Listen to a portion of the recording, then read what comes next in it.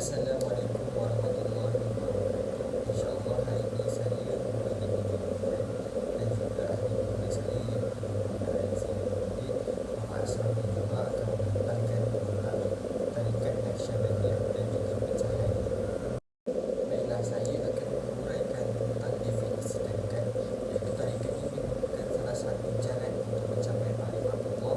Tarikat ini menunjuk berbagai amalan kehariyaan yang boleh dilalui melalui berbagai metode yang memberi kesan pada pembentukan dalam diri seorang mukmin. Tarikat bersifat terbuka untuk mereka yang redha dan yakin dengan Allah. Tarikat boleh dikatakan sesat sekali tidak mengikut kepada dasar syariat yang telah ditetapkan dalam Islam. Jenis prinsip ini telah memberikan hingga tahap pertumbuhan tarikat ini, yang mana tahap pertama ialah Fanaqah, iaitu pada awal perkembangan Islam kedua. Tahap kedua ialah Tariqah pada sekitar abad ke-18 Hijri, dan tahap yang ketiga ialah Taifah, iaitu pada abad ke-15 Masehi. Dan kita akan menguraikan seterusnya, iaitu tentang pengasas tarikat Naqsyabandiyah ini. Tarikat Naqsyabandiyah telah diasaskan oleh Muhammad bin Bahar al-Din al-Bukhari. Nama gelaran beliau ialah Syah Naqsyaband. Syah Naqsyaband ini mempunyai maksud dia sendiri, iaitu Syah bermaksud pemimpin kerohanian, yang mana telah dinisbahkan kepada beliau atas jasa beliau mendidik dalam bidang kerohanian. Dalam maksud Nash pula bermaksud lukisan, dan band ialah ikatan.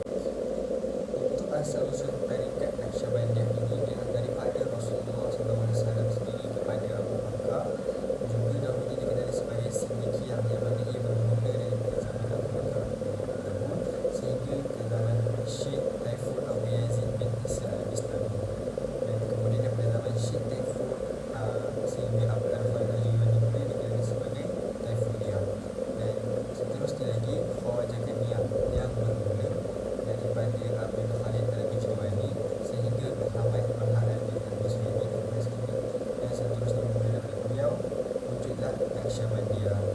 Bismillahirrahmanirrahim. Okay, seterusnya saya akan menerangkan tentang pecahan-pecahan tarikat Naqsyabandiyah ni. Okay. Menurut Syekh Najimuddin Amin Al-Kurdi dalam kitabnya iaitu Tanwirul Qulub, nama tarikat Naqsyabandiyah ni berbeza-beza adalah disebabkan menurut zaman. Okay. Maknanya pada zaman pertama, maknanya mula-mula tarikat Naqsyabandiyah ni adalah berasal daripada Abu Bakar As-Siddiq. Iaitu sebab apa? Sebab ahli-ahli sufi ni dia nak ikut contoh Abu Bakar As-Siddiq yang zuhud, yang meletakkan segala-galanya kepada Allah dan Rasul. Sebab ada satu kisah,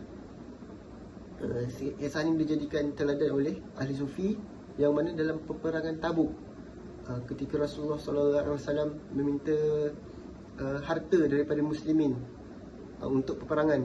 Jadi Abu Bakar As-Siddiq ni bagi semua hartanya. Lalu Rasulullah SAW tanya, apa yang kamu tinggalkan untuk isteri dan anakmu? Jadi Abu Bakar As-Siddiq ni jawab apa? Jadi Sayyidina Abu Bakar jawab, aku tinggalkan mereka Allah dan Rasulnya. Jadi benda ni lah yang menjadi contoh tauladan lah kepada ahli-ahli sufi. Jadi ketika pada waktu pertama, tarikat ini dikenali sebagai tarikat Siddiqiyah.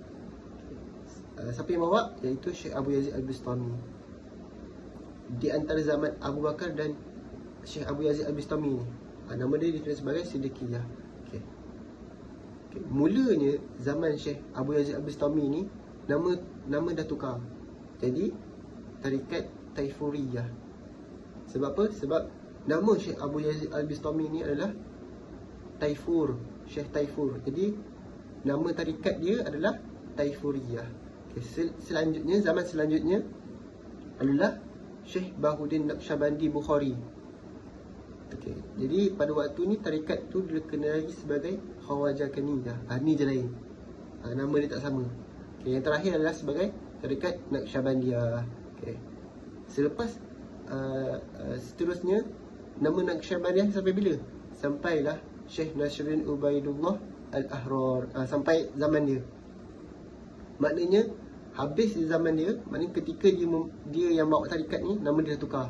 Jadi tarikat Ahroriyah. Ahroriyah.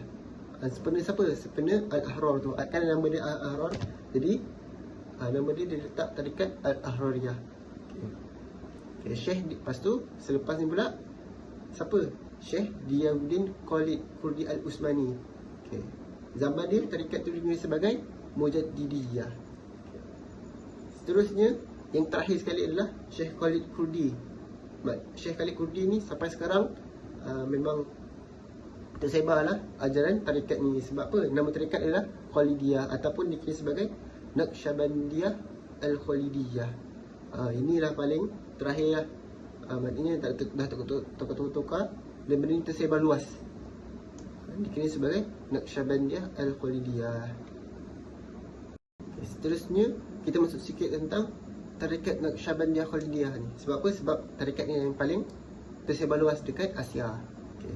Penyebaran tarikat Naqsyabandiyah ni di negeri Melayu pada abad ke-19 yang bermula di Pulau Penyengat.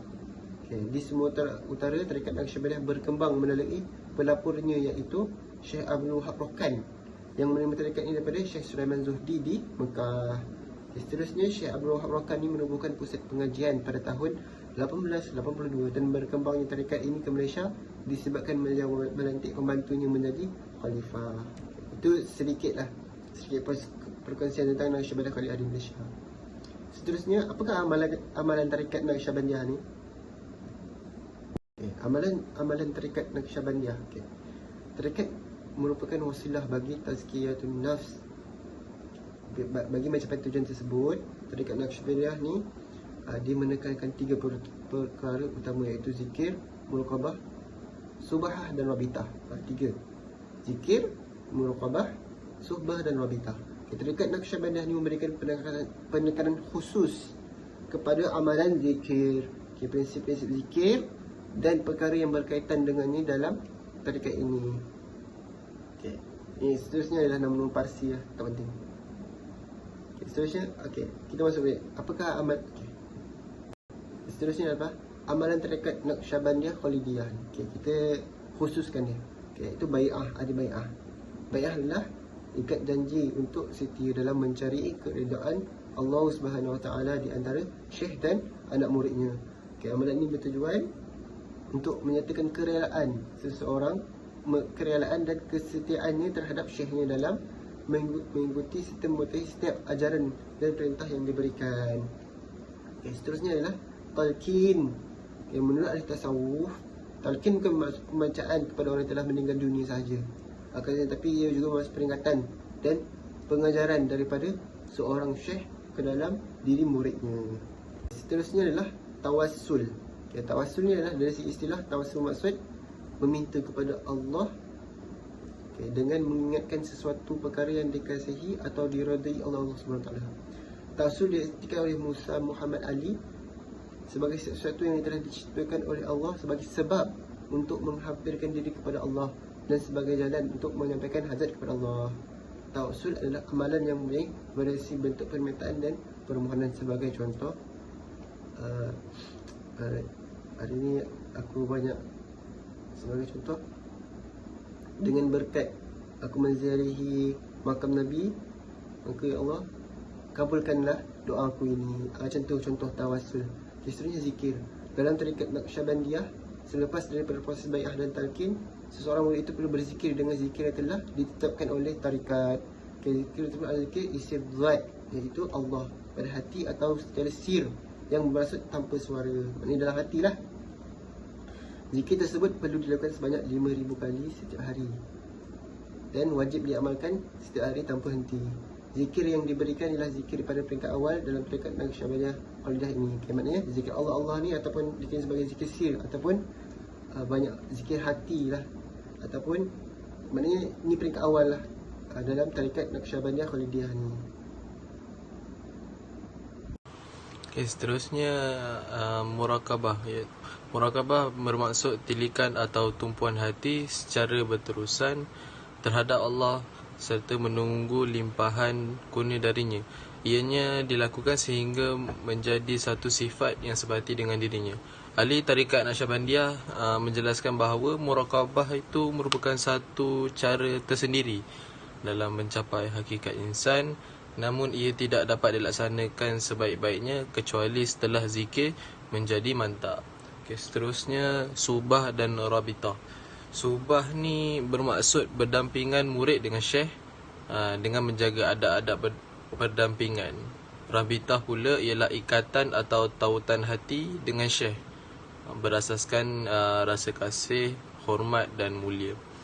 Okay, seterusnya kesimpulan ni amalan-amalan yang dilakukan oleh Tarikat Naqsyabandiyah ini kesemuanya mempunyai asas berdasarkan kepada pengalaman yang telah dilakukan oleh Syekh Naqsyabandi sebelum mereka, dan semuanya berasaskan kepada ajaran Rasulullah sallallahu alaihi wasallam yang telah menyampaikannya kepada sahabat dan pengikutnya sesudah mereka sehinggalah sampai kepada syekh-syekh Tarikat Naqsyabandiyah secara bersanad. Amalan-amalan mereka ini merupakan amalan dalam usaha membersihkan diri dan mencapai makrifat melalui jalan kerohanian, dan kesemua amalan ini diiktiraf oleh Al-Quran dan As-Sunnah tanpa ada pertentangan dengan syariat, kerana kaedah utama sebelum menjalani tarikat adalah pemantapan dari sudut akidah. Itu saja daripada kumpulan kami. Sekian, terima kasih.